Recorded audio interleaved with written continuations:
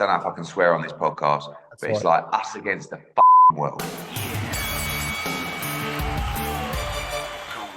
Always a pleasure to get this guy on. When you want the information to do with Matchroom, just go to the top. Sounds simple, doesn't it? Eddie Hearn, welcome back to the Punch Podcast. Good to see you. Thanks for having me back on, mate. Good to talk to you. Yeah, always a pleasure. And look, you're doing pretty well. I think if I'm lost count, it's 3 Australian champions with Matchroom. I mean, world champions with Matchroom at the moment. That's unreal. You've got quite the stable for us, and it seems to be growing as well, which we'll get to today. And one of those who we'll kick it off with is obviously Liam Paro, first title defense. And geez, he's just growing and growing every day, isn't he? Yeah, you know what? I think Liam Paro, sometimes he's a victim of his own humbleness. Very quiet guy, such a likable, such a lovely bloke, Mm. but doesn't scream from the rooftop. So I have to do that for him, really. And what I want to say to you is this guy needs massive respect as not just one of the top fighters in Australia, but one of the great fighters in world boxing. At 140 pounds, he's the dark horse of the division. And I don't think he really got the credit he deserves for going to Puerto Rico and fighting Matias. Like, that's such a massive win for Australian boxing. No one wanted to go. And after the fact, everyone goes, oh, yeah, I would have beat Matias. Yeah, yeah. It's like, mate, you didn't want to go. You shit yourself when we came up with the idea for you to fly to Puerto Rico and fight him in his backyard. Liam went and beat him. And now, randomly, he's back in Puerto Rico to fight Richardson Hitchens, another undefeated fighter that not a lot of people want to fight. So if Liam comes through this, I hope people really put some big respect on his name, because he's the daddy. And there's some massive fights to make in Australia. Obviously, George Kambosos, our latest addition to the stable. But Paro Hitchens is a brilliant fight next week. Brilliant fight between two very talented, undefeated 140 pounders. Yeah, my last guest on this show was, in fact, Liam Paro, and I was saying to him, when I don't know until you see him either one-on-one, you see how certain he is when he says that he's gonna win. Do you know what I mean? Like, Yeah. he genuinely believes it. We're talking about obviously some fighters that do say it, but don't believe Well, you it. have to believe him now. He told me that against Matias. I've got to be honest. I didn't think he beat Matias. Because Matias come with his reputation as like the bogeyman. He's the most dangerous guy in 140. And as the rounds were going by in Puerto Rico, I was just it got a little bit tough towards the end, but it was a masterclass. And you're right, that mental strength that Liam has, and Alfie and those guys do such a good job with him as well. But Liam's always had the talent. Now, he, like you said, he truly believes, and that makes you extra dangerous. Yeah, we're really looking forward to that one. And with, I guess, the Matias fight, one thing I did ask him, and it was interesting, and I know as a promoter, you have to promote fights in the future, but you do, the campaign was almost drumming up Subriel Matisse and Devin Haney in a Mm. sense. And then all of a sudden, you've got a winner there. I mean, do you ever get the moment where you walk over after, hey, Yeah, yeah. No, you know what was like, funny about that fight, right? Was I think Liam and Alfie and Angelo, like, they know the game, right? So they know the B side. They know they're being sent for great money to Puerto Rico for the opportunity, but really they're expected to lose. They think they're going to win, but they're expected to lose. What was mad about that fight was Subriel Matias thought that I was on Liam Paro's side, right? From the get-go, for some reason. Because like we get on well, and I know Angelo and Alfie well, you know what I mean? And then at the press conference, he was like, yes, well, we know who you want to win, Eddie. I'm like, mate, I've just put an event on in Puerto Rico for you, for your homecoming. And when Paro won, I went into the changing room of Subriel Matias, and I was like, mate, unlucky. And he was like, well, you're happy. I was like, what? It's like, I can't win here. On one hand, I've got the champion who I've delivered a homecoming for, telling me I wanted Paro to win. Paro thinks I've just thrown him to the wolves out in Puerto Rico. So I'm like, look, you lot just get on with it. But I get on. I went out with dinner with Alfie and Liam the other week in Florida, and went up to Delray Beach to watch him spar. I'm really pleased that Liam's starting to get what he deserves out of the sport. Obviously, legacy, but financially as well. This fight's massive for Liam. If he wins this fight, I'm going to get him massive payday.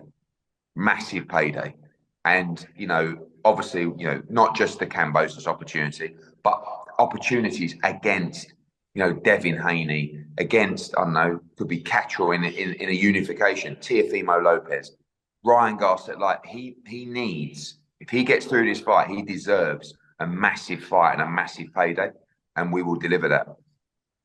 Happy to take that in Australia, all of those fights. So feel free to come over here. We'd love to see him come home. And one of those guys it is the great Jai Opetia, world champion, coming back to defend his belt while he itches to get that WBO. I mean, he needs that. He wants that. That's his number one. But in the new year on the Gold Coast, I'm not sure if you're rocking the board shorts and coming over for it. I'll be there, mate. I can't wait. Yeah, that was one of the conditions, that I get a few days in the sun. So, yeah, I think this is a long time coming. We talk about stars of Australian boxing. Jai Opetia, like, he's a guy, after the Brady's fight, where he had 2 broken jaws in that fight, he should have been a national hero, right? He went out, he's had an unbelievable year. Like, on a global boxing scene, Opetia is a massive name. Now he comes back on January the 8th in the Gold Coast, take care of the mandatory, hopefully Justice Huni on the card. We've got some new signings as well coming from Australian boxing that we hope will go on that card as well. You've got Conor Wallace fighting in a couple of weeks. I think that's a big moment for Australian boxing to bring them back. And I look at our stable right now, Opetia, Huni, Skye Nicolson, Liam Paro, Justice Huni, George Kambosos, like, plus these other signings that we're going to be making. Like, I just think it's there for the taking. I really do. Like, if we can get the Australian public to really buy into the sport and to buy into these fighters, because it's not like they're okay. They're brilliant fighters. Like, they're the best in the division. And there's so many massive fights that we can get them in. And January the 8th is a big moment. Like, I'm looking at the schedule. I'm looking at January the 8th for Opetia. I'm looking at, Kambosos is going to want to fight around February time. I want Skye Nicholson's next fight to be in Australia. Justice Huni runs out in December. He's going to be ready for some big fights in February or March. You've got Conor Wallace ready for a fight at world level. You've got our other signings as well. Like, we can do massive things. And January the 8th, a big moment, obviously, with Mick Francis and Tasman. They've done such a great job in building these fighters in Australia. And now they're starting to get their just deserves. And, I can't wait to be back on the Gold Coast for Opetia's homecoming. Good pubs around there for you too, mate. You'll love it. I can't wait, mate. George Kambosos, that's the big one for you. Let's chat about that. Was that something you've been working on for a while, or? I should have signed George ages ago. Like when he fought Teofimo Lopez, I loved that night. And, there's another fight where I was accused of, like, oh, well, you wanted Kambosos to win. I'm like, I won a purse bid, He also knocked him down in the first round. Yeah, but I was watching Kambosos and I was thinking, I love this guy. Like, he's got balls of steel, And I really love Jim Kambosos, right? Because it's like father and son. Don't know if I can swear on this podcast, but it's like us against the fucking world. You know what I mean? And I really like them. But at the time, I wasn't really getting on with Lou DiBella, and like, it was just a bit messy. And now I've matured maybe a little bit and it's all calm. And I think now, with how we're placed in Australian boxing, but particularly where we're at 140 pounds, this was a great move for everybody. This was a great move for George Kambosos. This was a great move for us. This was a great move for Australian boxing. And look, if Liam Paro wins next week, Paro Kambosos is a big fight for Australian boxing. So let's see what happens there. But the plan is for George to return around February time.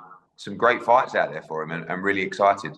And a must-needed win, I'd say, even though his last 3 have been some huge names, or his losses are big names. I think a win in that column is really important. One of those names that you've probably seen him go and post a lot at the moment is Shakur Stevenson. Yeah. Some say that might not be an option, because that, if he didn't get past Shakur, then that does blow up Paro and Kambosos. Do you see it like that or no? Yeah, I think that, look, George's Paro is not his only option, but also a fight for the world title, and it's a massive fight. So, Shakur's a guy who's going to be around 135 pounds. They just don't like each other. So I don't rule that fight out in the future, but I don't think that's the plan for George. I think the plan is a good fight at 140, establish yourself at the weight class, get that momentum, and then jump into a massive fight. Now, whether that's a Teofimo Lopez rematch, whether that's a Liam Paro world title shot, whether that's a Jack Cattrall, a Regis Prograis, I don't know. I mean, we've got so many fighters at 140. So he's very well placed. And, I'm looking forward. George is a big name globally, and he's a good character. And he helps really pin, when we're talking about a potential show in February or early March, with those other fighters underneath it, he can sit there as a big draw, for a broadcaster and for the gate as well. I don't know how much of this you're across, but I did see our Foxtel over here, which is obviously our huge online channel. DAZN are looking to purchase it, 65% of the stake. I'm not sure how much, if you're across that at all, but that would mean that literally DAZN would own sports in Australia. Yeah, I mean, I saw the reports. Obviously, got a lot of people excited. Although I'm close to DAZN, I don't know the depths of those discussions or the conversations, but certainly it would be fantastic, But with or without that deal, I just think the opportunity in Australia is huge. The problem that Australia has always had is the restriction of the audience because of the pay-per-view element.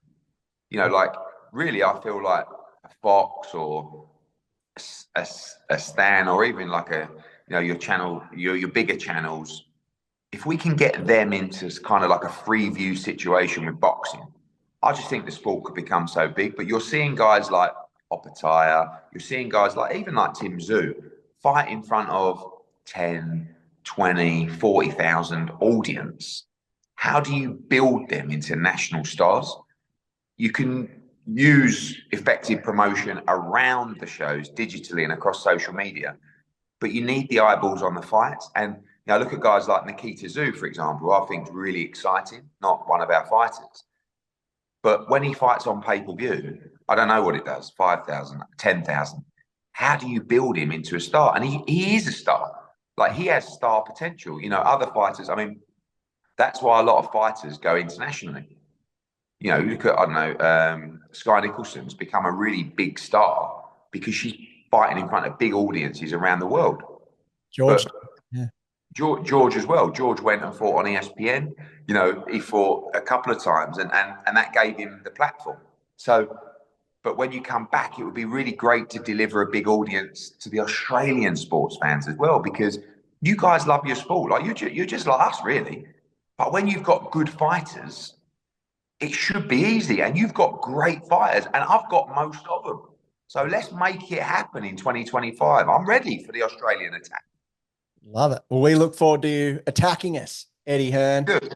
That's what we want. A good old Hearn attack. There we go. Always a pleasure having you on the show. I love chatting to you. And look, I could do it for hours, but you got places to be. And Cheers, Shaven. Let's do it again soon, yeah? Do it again soon.